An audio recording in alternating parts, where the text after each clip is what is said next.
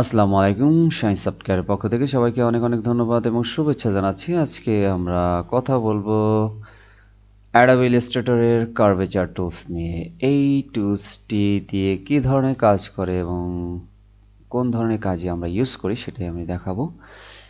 এই টুলসটি দিয়ে আপনি যখন একটি ওভাল আকারের কার্ভ আকারের কোনো টাইপের শেপ ড্রয়িং করবেন, সেক্ষেত্রে আপনার এই টুলসটি অনেক উপকারে আসবে।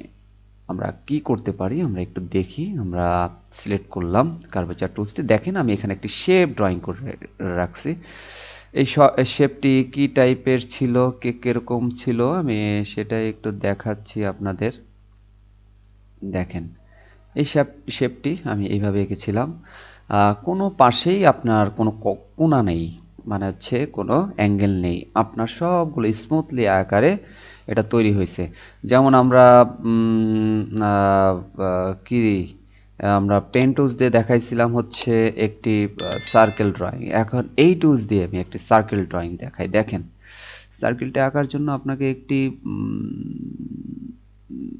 মেজারমেন্ট আপনার করতে হবে। আহ, আহ, কি বলে চিন্তা করে আর কি ডটগুলোকে আপনার দূরে কিংবা কাছে রাখবেন।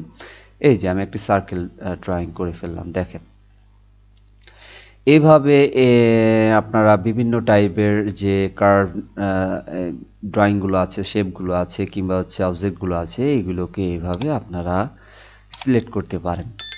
তো মোটামুটি এই ছিল হচ্ছে আমাদের কার্ভেচার টুলসের কাজ। ধন্যবাদ সবাইকে। সবাই ভালো থাকবেন, সুস্থ থাকবেন। যদি কোনো প্রশ্ন থাকে তাহলে অবশ্যই আমাদেরকে কমেন্টসে জানাবেন। আর যারা নতুন আছেন তারা অবশ্যই আমাদের চ্যানেলটিকে সাবস্ক্রাইব করে যাবেন। ধন্যবাদ সবাইকে। সবাই ভালো থাকবেন, সুস্থ থাকবেন। খোদা